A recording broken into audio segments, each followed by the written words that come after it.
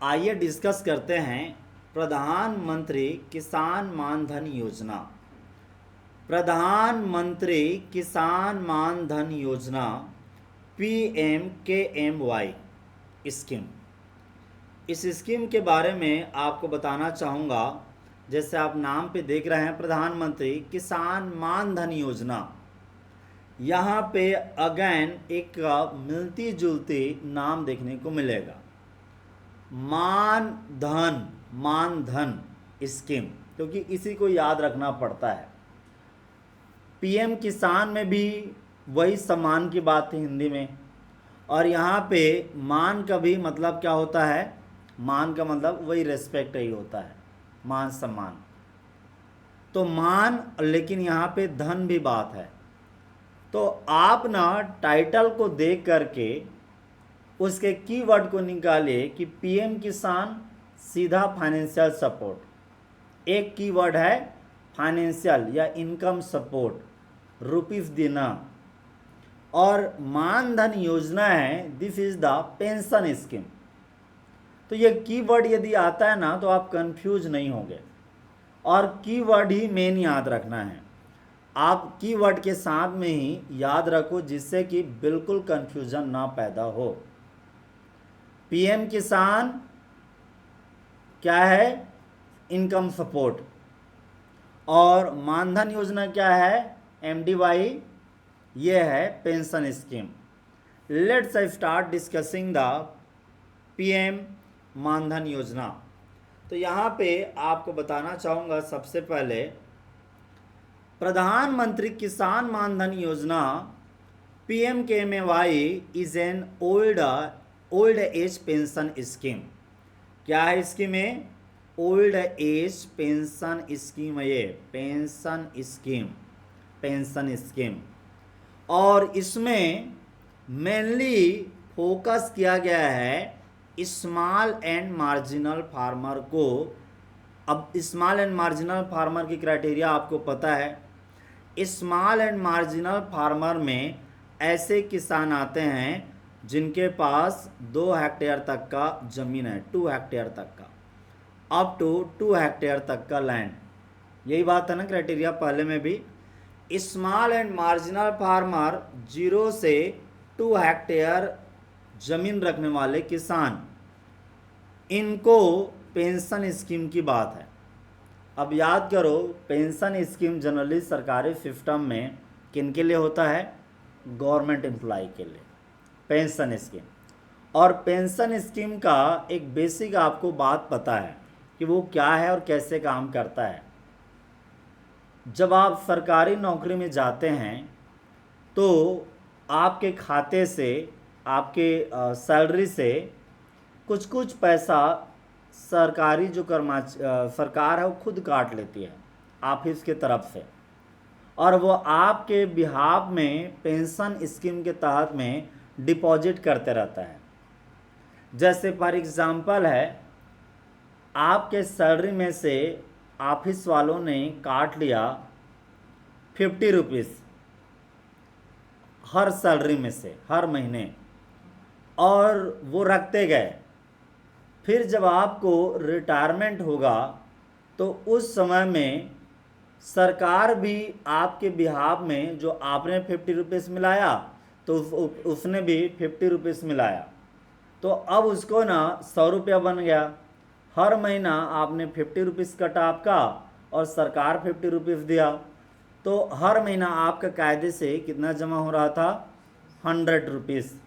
अब ये जो पैसा है, क्यों सरकार ये स्कीम ऐसा हुआ, रिटायरमेंट के बाद आपको इसी जो टोटल पैसा है हर महीना आपने जो जमा किया था और आपके सहयोग के लिए सरकार ने जो जमा किया था, वही पैसा आपको उपयोग के लिए आफ्टर रिटायरमेंट पेंशन के रूप में मिलता है।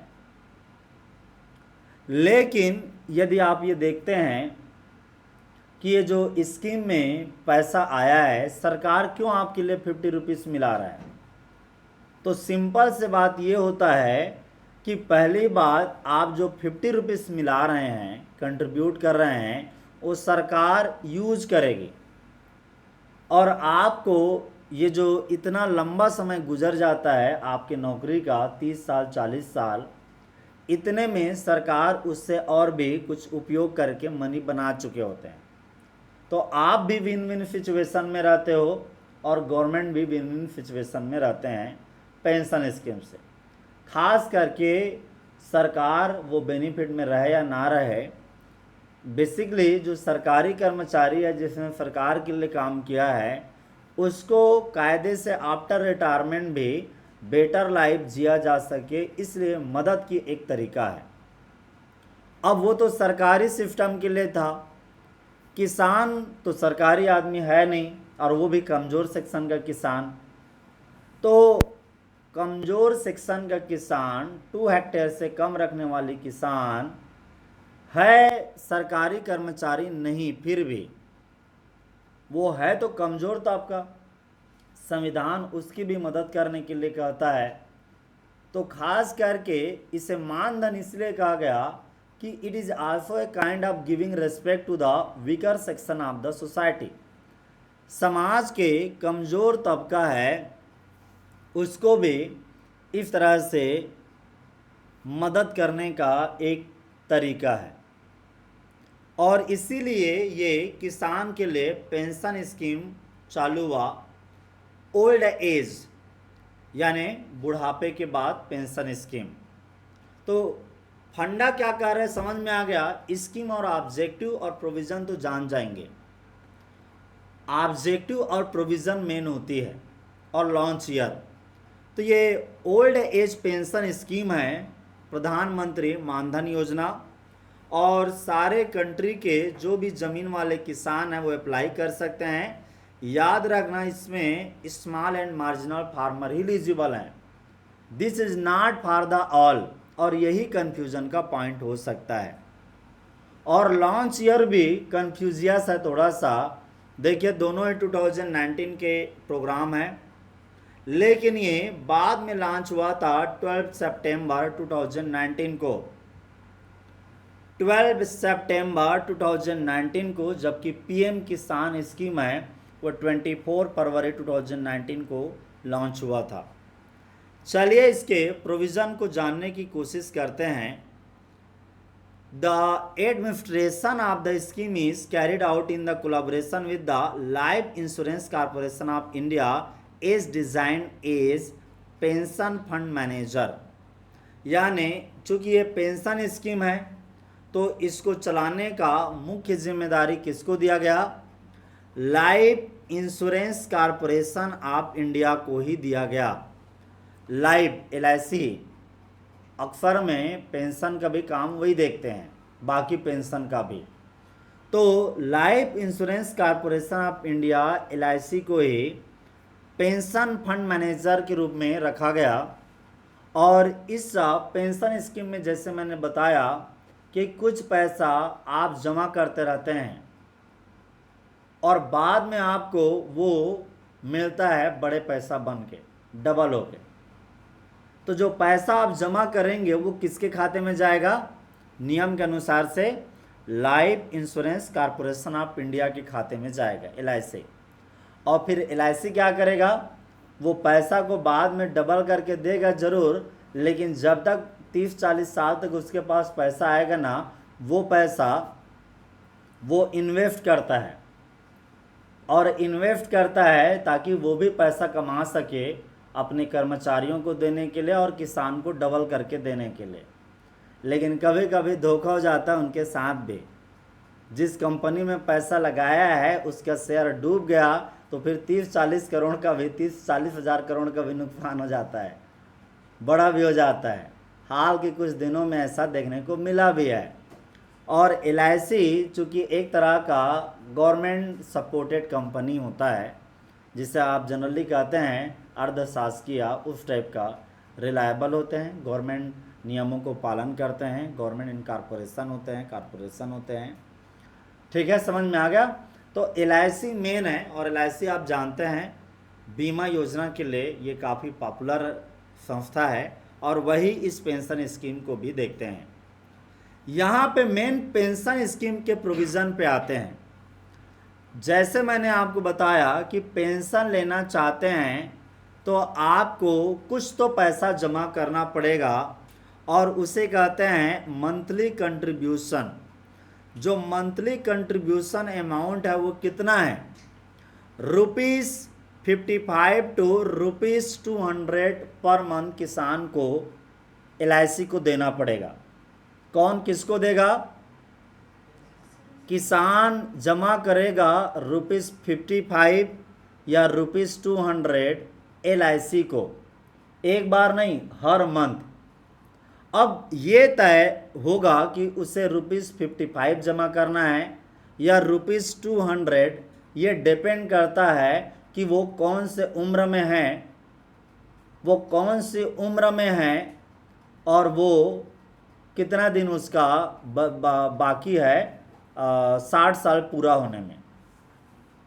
क्योंकि इस स्कीम में एज ग्रुप फिक्स है कि इसी एज ग्रुप के किसान अप्लाई कर सकते हैं, न इससे कम वाला न उससे ज़्यादा वाला। और जो बूढ़ा हो गया है, 55 का उम्र हो चुका है किसान, वो अप्लाई करना चाहता है तो उसे ज़्यादा भरना पड़ेगा पैसा, 200 के थोड़ा सा नीचे। और ये पूरा उम्र के साथ इस उम्र में अप्लाई कर रहे हैं, इतना उम्र में आप अप्लाई कर रहे हैं तो आपको प्रीमियम कितना भरना पड़ेगा इसका पूरा चार्ट रहता है। उस चार्ट को देख करके आप जान जाएंगे कि आपको पर मंथ कितना भेजना पड़ेगा। तैयार किया हुआ चार्ट है और वो पूरा डिपेंड करता है किसके ऊपर में, उम्र के आधार पे।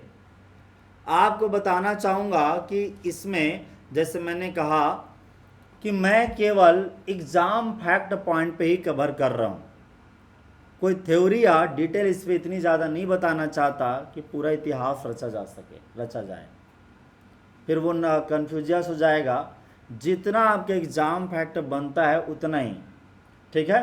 तो इसीलिए मैं केवल की पॉइंट तक में ही सीमित रह रहा हूँ, ज़्यादा डिटेल नहीं जा रहा हूँ। आपको बता दूं इस पे क्वेश्चन कैसे पूछे गए। प्रधानमंत्री किसान मानधन योजना ऑफिशियली लॉन्च्ड व्हेन, तो ये टाइम पीरियड है, सारे में पूछा गया था। 1 जनवरी 2018, 12 सितंबर 2019, 5 जुलाई 2020, 30 नवंबर 2021। आंसर इज द 12 सितंबर 2019। और इसका एक्सप्लेनेशन है कि प्रधानमंत्री मानधन योजना was officially launched on 12 September 2019। So this is all about प्रधानमंत्री मानधन योजना स्कीम।